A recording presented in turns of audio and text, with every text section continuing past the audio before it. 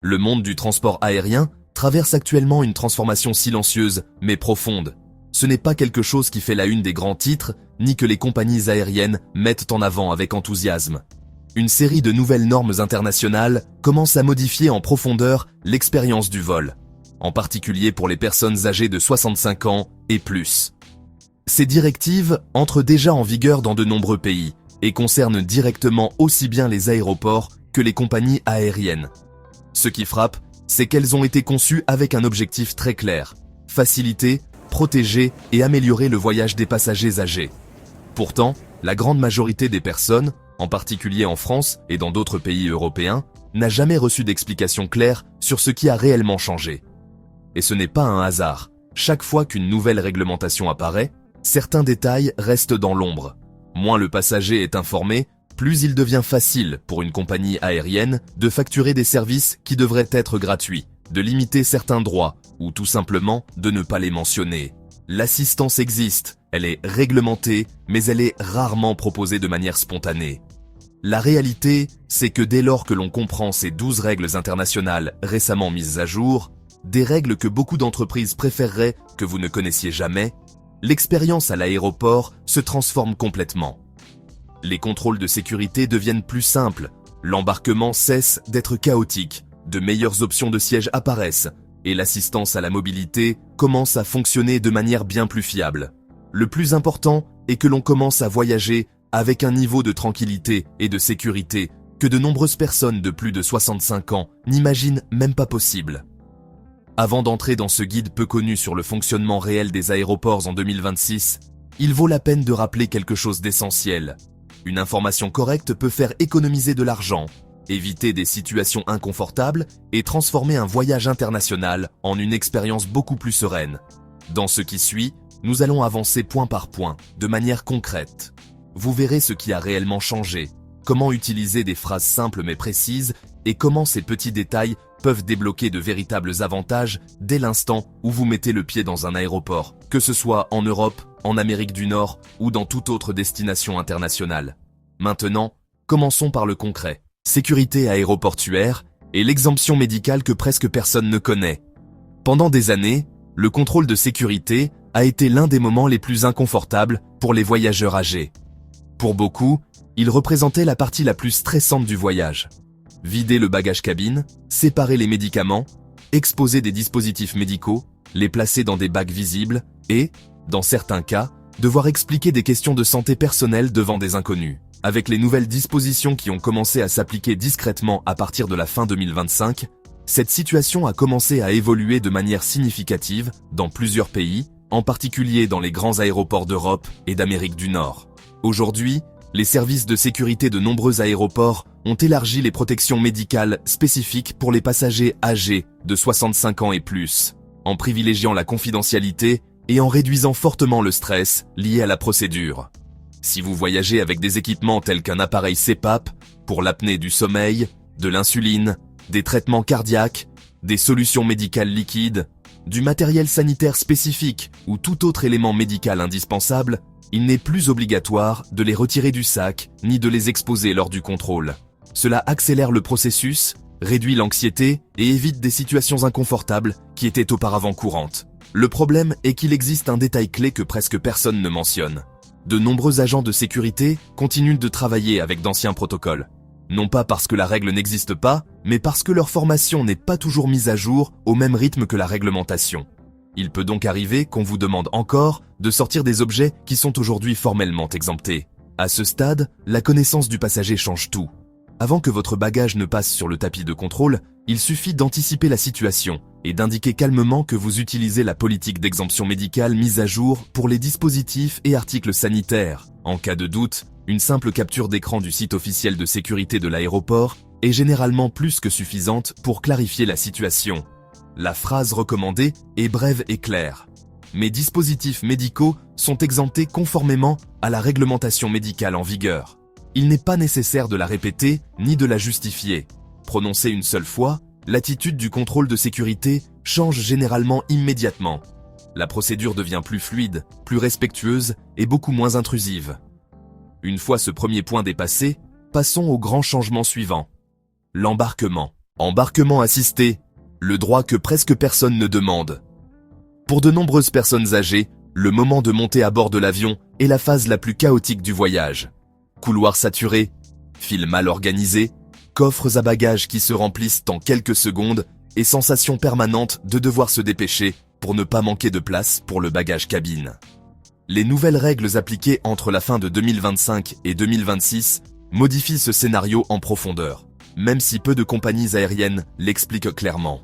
Si vous avez 65 ans ou plus et que vous présentez la moindre limitation de mobilité, douleurs aux genoux, arthrose, difficulté à rester debout longtemps ou gêne lors des déplacements, vous avez droit à l'embarquement assisté.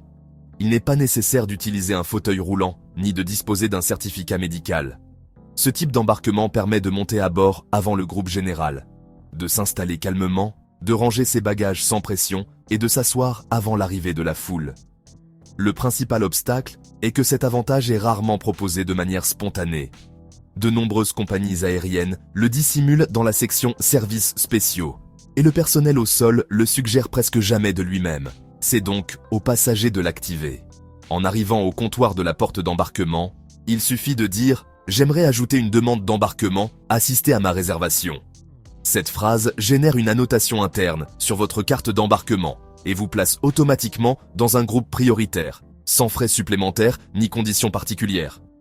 Si vous utilisez une canne, un déambulateur ou un autre dispositif d'appui, le mentionner lors de l'enregistrement facilite encore davantage la procédure, car le système enregistre automatiquement le besoin d'assistance. La clé réside dans cette formulation simple. Pouvez-vous ajouter la mention d'embarquement assisté à ma réservation ? Une seule phrase qui transforme complètement le début du voyage et élimine l'un des moments les plus stressants pour les voyageurs âgés. Le droit de voyager, accompagné sans séparation. L'une des plus grandes craintes des personnes âgées lorsqu'elles voyagent à l'étranger est d'être séparées de la personne qui les accompagne. Il peut s'agir d'un conjoint, d'un enfant adulte, d'un aidant ou même d'un ami présent précisément pour offrir un soutien pendant le voyage. Pendant longtemps, cette inquiétude était fondée. Il était courant qu'au contrôle de sécurité ou lors de l'embarquement, chaque passager soit traité comme un cas isolé, même lorsque l'un d'eux avait besoin d'une assistance particulière. Cette fragmentation générait du stress, de la confusion et des situations de grande vulnérabilité. Entre la fin de 2025 et tout au long de l'année 2026, une mise à jour essentielle des normes internationales d'accessibilité a profondément changé ce scénario. Désormais, lorsqu'un passager reçoit une assistance à la mobilité ou un soutien médical à l'aéroport, son accompagnant a le droit de rester à ses côtés pendant l'ensemble du parcours, depuis les contrôles de sécurité jusqu'à l'embarquement, même s'il figure dans un autre groupe ou dispose d'une réservation différente. La valeur réelle de cette règle n'est pas seulement opérationnelle, elle est aussi émotionnelle. Voyager accompagné à chaque étape réduit l'anxiété, évite les malentendus et garantit que la personne âgée ne traverse pas seule des moments sensibles du parcours aéroportuaire.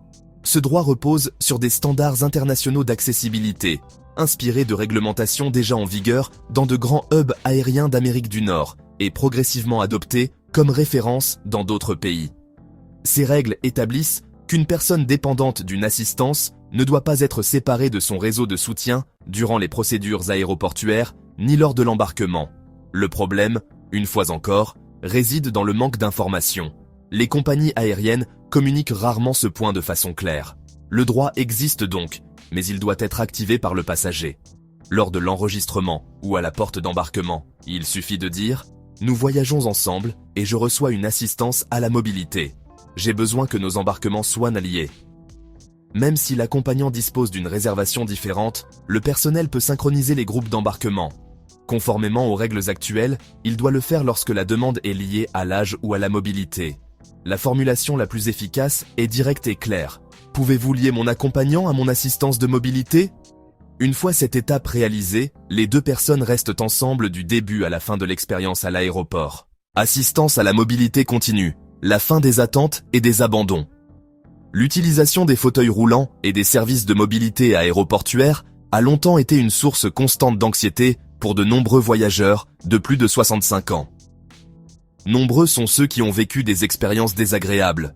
Demander une assistance lors de l'enregistrement, puis se retrouver seul au contrôle de sécurité, perdre l'agent lors d'une correspondance ou arriver à la porte d'embarquement pour découvrir que personne ne revient les chercher. Ces situations ne relèvent pas d'un manque de considération individuelle, mais d'un problème structurel. Dans la plupart des grands aéroports, les services de mobilité sont sous-traités à des entreprises externes, ce qui a longtemps généré des zones d'incertitude en matière de responsabilité et des changements constants de personnel en charge du passager. Les directives d'accessibilité révisées pour 2025 et 2026 ont profondément modifié ce fonctionnement. Désormais, les aéroports qui adhèrent aux normes internationales sont tenus de garantir une assistance continue, sans interruption, depuis l'enregistrement jusqu'au siège à bord de l'avion, ainsi que sur le trajet inverse à l'arrivée à destination. Cela implique un accompagnement intégral, sans changements inutiles d'agents et sans jamais laisser le passager isolé à aucun moment du parcours. Pour que ce protocole s'active correctement, il est essentiel de l'exprimer clairement. Il ne suffit pas de demander un fauteuil roulant. La formulation est déterminante. Au début du processus, il suffit de dire « Pouvez-vous coordonner une assistance de mobilité continue depuis l'enregistrement jusqu'à l'embarquement ?» Cette phrase active un niveau de service supérieur, conçu spécifiquement pour éviter les interruptions et garantir qu'une même équipe, ou des équipes coordonnées, soit responsable du passager pendant l'ensemble du trajet. Il existe un point supplémentaire encore plus puissant. Si la demande est formulée au moins 48 heures à l'avance, il est possible d'accéder à un accompagnement encore plus fiable, parfois comparable à un accompagnateur dédié, bien plus stable que le service standard de fauteuil roulant. La formulation recommandée est la suivante. Merci d'indiquer dans mon dossier une assistance continue sans changement d'agent. À partir de ce moment, l'aéroport intègre le passager dans un protocole plus strict, conçu pour rendre l'expérience prévisible, fluide et sans mauvaise surprise. Sièges accessibles, quand le confort n'est plus un supplément payant. Pendant des années, choisir un siège plus confortable était presque toujours synonyme de frais supplémentaires. Couloir, première rangée, plus d'espace pour les jambes ou zones préférentielles étaient proposés comme des services premium, souvent hors de portée de nombreux passagers. Les mises à jour des réglementations aériennes internationales applicables entre 2025 et 2026 ont changé ce critère pour les voyageurs âgés présentant des limitations de mobilité, des problèmes articulaires, une circulation sanguine délicate ou utilisant des dispositifs d'assistance. Désormais, ces passagers peuvent demander des sièges accessibles sans aucun frais supplémentaire, même lorsque ces sièges appartiennent normalement à des catégories plus coûteuses. Il ne s'agit ni d'un avantage exceptionnel, ni d'un geste commercial, mais bien d'un droit garanti par la réglementation internationale. L'avantage pratique est considérable. Un siège côté couloir facilite les déplacements réguliers. Les premières rangées offrent plus d'espace et moins de mouvements brusques, et les zones accessibles réduisent les risques de douleur, de chute ou d'inconfort pendant le vol. Cependant, ce droit n'est presque jamais accordé automatiquement. Comme souvent, il ne s'applique que lorsque le passager utilise la terminologie appropriée. Lors d'un échange avec un agent, il suffit de dire « J'ai besoin d'un siège accessible pour des raisons de mobilité », conformément à la réglementation aérienne en vigueur. Aucun certificat médical ni document particulier n'est requis. Une explication simple suffit. Si l'agent exprime un doute ou tente de rediriger la demande, il est possible de demander à contacter le responsable de l'accessibilité de la compagnie aérienne. Toutes les compagnies sont tenues de désigner un agent spécialement formé pour traiter ce type de situation et habilité à valider immédiatement des sièges accessibles. La formulation la plus efficace est claire et ferme. Je demande un siège accessible conformément à la réglementation en vigueur. Pouvez-vous vérifier la disponibilité ? Ainsi formulée, la demande cesse d'apparaître comme une préférence personnelle et est reconnue pour ce qu'elle est réellement. Un droit réglementé. Médicaments à bord. Comment les protéger correctement pendant le vol ? De nombreux voyageurs âgés dépendent de médicaments qui nécessitent des conditions spécifiques pour conserver leur efficacité. L'insuline, les traitements cardiaques et d'autres médicaments sensibles à la chaleur peuvent être compromis s'ils sont mal stockés pendant un vol. Ce que peu de personnes savent, c'est que les coffres à bagages situés au-dessus des sièges peuvent atteindre des températures élevées, suffisantes pour altérer certains traitements. C'est pourquoi les réglementations aériennes révisées pour 2025 et 2026 ont intégré une disposition claire. L'équipage de cabine est tenu de réfrigérer les médicaments sensibles lorsque le passager en fait la demande. Il ne s'agit ni d'une faveur ni d'un service exceptionnel. C'est une obligation qui ne s'active que si le passager en fait la demande avant ou pendant l'embarquement. l'avantage principal est la tranquillité d'esprit. Au lieu de s'inquiéter de la chaleur à l'intérieur du bagage cabine, on sait que les médicaments sont stockés dans des conditions appropriées et sous la responsabilité directe de l'équipage de cabine. Même si la majorité du personnel navigant connaît cette règle, elle est presque jamais mentionnée, car elle implique une tâche supplémentaire. C'est pourquoi la procédure ne débute que lorsque le passager exprime clairement sa demande. En montant dans l'avion, il suffit de dire « Je voyage avec des médicaments qui doivent être conservés au froid. Pourriez-vous les placer dans le réfrigérateur de l'équipage ?» Transporter les médicaments dans une petite poche clairement identifiée facilite le travail de l'équipage et garantit une restitution rapide à la fin du vol. La formulation la plus efficace, claire et directe est « Ce médicament doit être conservé à température contrôlée. La réglementation aérienne autorise son stockage en cabine. » Dite avec calme et assurance, cette phrase évite les discussions inutiles, protège votre santé pendant le vol et garantit que le traitement ne soit pas traité comme un objet ordinaire. De nombreux voyageurs âgés passent des heures à s'inquiéter inutilement simplement parce qu'ils ignorent l'existence de cette règle. Lorsqu'on utilise la formulation correcte, la procédure change complètement. Ce qui semblait optionnel devient un droit clairement établi. Espace calme et zone d'accessibilité. Un repos qui existe réellement. La majorité des voyageurs pensent que l'accès à des salons ou à des espaces spécifiques au sein des aéroports est réservé uniquement aux personnes disposant de cartes premium, de billets coûteux ou d'un statut élite auprès d'une compagnie aérienne. Pourtant, les mises à jour internationales en matière d'accessibilité appliquées depuis la fin de 2025 et tout au long de 2026 ont ouvert une possibilité peu connue pour les passagers de plus de 65 ans. Les personnes qui utilisent des dispositifs médicaux ou bénéficient d'une assistance à la mobilité peuvent désormais accéder à des espaces calmes, des zones de repos ou des salles spécifiques d'accessibilité.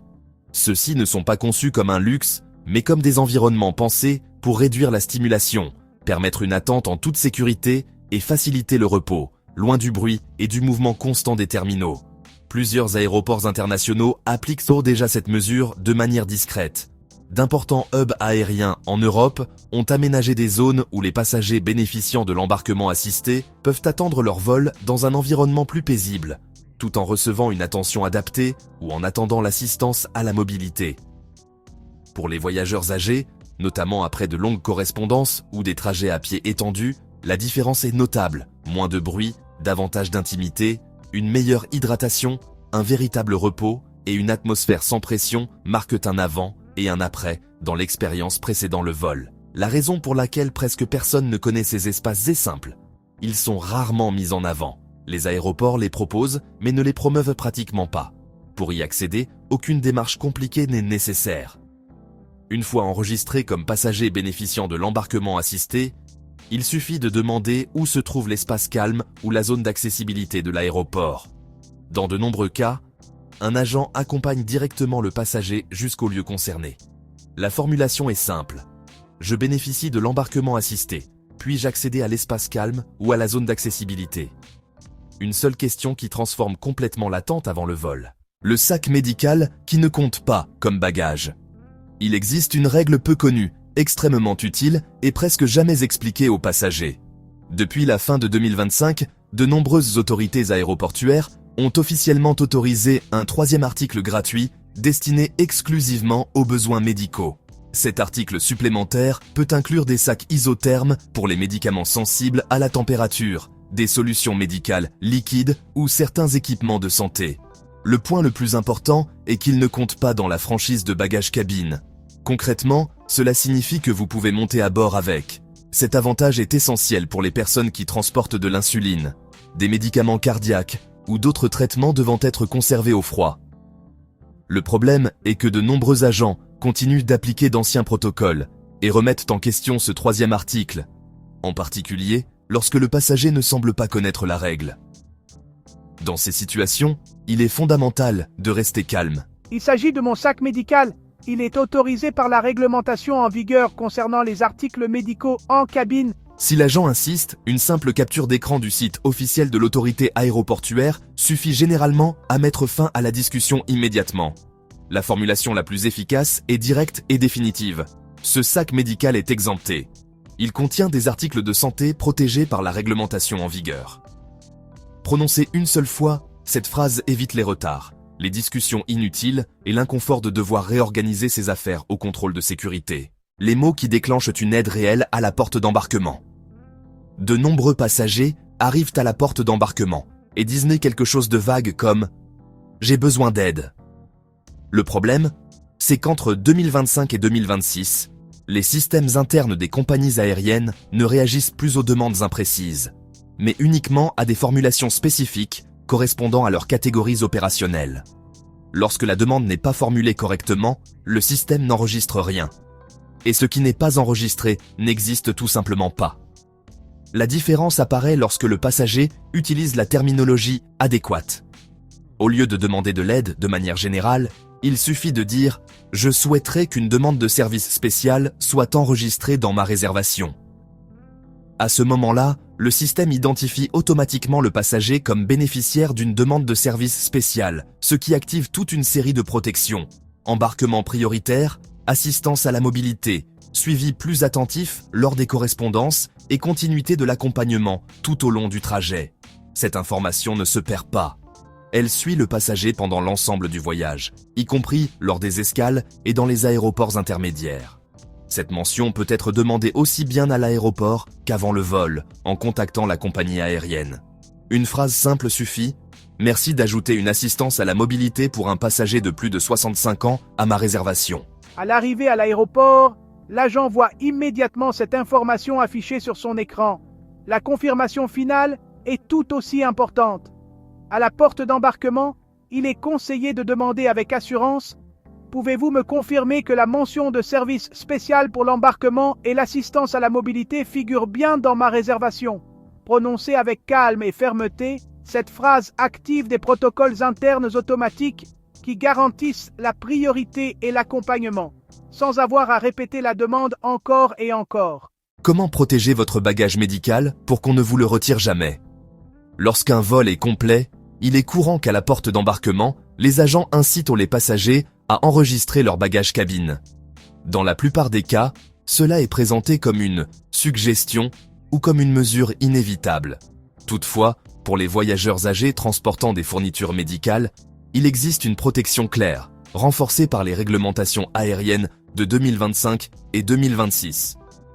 Si votre bagage cabine contient des articles médicaux ou des dispositifs essentiels à votre santé et à votre bien-être, ce bagage ne peut pas vous être retiré sans votre consentement. Cette protection concerne des éléments tels que les appareils pour l'apnée du sommeil, les cannes, les nébuliseurs, les lecteurs de glycémie, les coussins thérapeutiques et les sacs de médicaments indispensables. L'avantage caché est considérable. Garder ces objets avec vous permet d'éviter les dommages, les pertes, l'exposition à une chaleur excessive et des situations de stress inutiles. Si un agent tente d'enregistrer votre bagage, la réponse doit être calme mais ferme. Ce bagage contient des équipements médicaux. La réglementation exige qu'il reste en cabine. Pour renforcer encore cette protection, apposer une étiquette médicale bien visible sur la poignée du sac est très utile. Le personnel est formé à identifier ce type d'équipement et évite généralement de le manipuler lorsqu'il est clairement signalé. La formulation officielle qui met fin à toute discussion est directe. Je dois garder ce bagage avec moi pour des raisons de santé. Il est protégé par la réglementation relative aux bagages médicaux.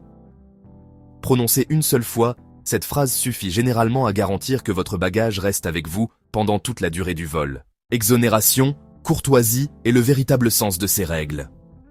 Depuis la fin de 2025 et tout au long de l'année 2026, de nombreuses compagnies aériennes en Europe et à l'international ont commencé à appliquer une politique presque inconnue des passagers, l'exonération de certaines taxes pour les personnes âgées de plus de 65 ans. Cet avantage n'apparaît ni sur les sites web, ni dans les courriels de confirmation, ni dans les applications mobiles. Il s'agit d'un bénéfice invisible qui ne s'active que lorsque le passager en fait la demande explicite. Et sur ce point, la règle est simple. Celui qui ne demande pas, paie. Ces exonérations peuvent représenter de véritables économies et non de simples gestes symboliques. Dans de nombreux cas, il est possible d'éliminer des frais liés à l'assistance téléphonique, au changement de siège le jour même, aux modifications de réservation et même à certaines pénalités généralement considérées comme inévitables. Toutefois, rien de tout cela n'est accordé automatiquement, en particulier lorsque le billet a été acheté via un site externe. Pour activer cet avantage, la formulation doit être claire. Pouvez-vous appliquer l'exonération de taxes pour les passagers de plus de 65 ans à ma réservation? L'agent vérifie l'âge dans le système et, dans de nombreux cas, supprime immédiatement les frais. Il existe même un détail peu connu. Certaines compagnies remboursent des taxes déjà payées une fois que le passager est identifié comme appartenant à cette catégorie protégée. La formulation la plus efficace à ce stade est simple et ferme. Je comprends qu'il existe des exonérations de taxes pour les passagers âgés. Pouvez-vous vérifier si cela s'applique à mon billet? À cela s'ajoute un outil informel, mais très puissant. L'ajustement par courtoisie. Bien que les systèmes d'attribution des sièges et d'embarquement soient souvent rigides, les superviseurs de porte et certains membres de l'équipage conservent une marge de décision qu'ils utilisent fréquemment en faveur des voyageurs âgés. Une phrase comme « Serait-il possible, par courtoisie, de me placer plus près des toilettes ?» ouvre souvent de réelles possibilités lorsqu'il existe une marge opérationnelle. La valeur de toutes ces règles ne réside pas dans ce qu'elles ont d'exceptionnel, mais dans leur effet cumulatif. L'embarquement assisté, les sièges accessibles, la protection de l'accompagnant, le stockage approprié des médicaments, l'assistance continue, les exonérations de taxes et la courtoisie opérationnelle transforment en profondeur l'expérience du voyage. Il ne s'agit ni de concessions, ni de faveurs. Ce sont des droits. Et lorsqu'un passager âgé utilise les mots appropriés, ces politiques que beaucoup d'agents préfèrent ne pas mentionner deviennent obligatoires. Voyager informé, ce n'est pas demander des privilèges, c'est activer des protections conçues spécifiquement pour vous accompagner. Et maintenant, je vous pose la question. Quel a été le meilleur avantage ou l'amélioration la plus inattendue que vous avez reçue lors d'un voyage? Votre expérience pourrait apparaître dans la prochaine vidéo.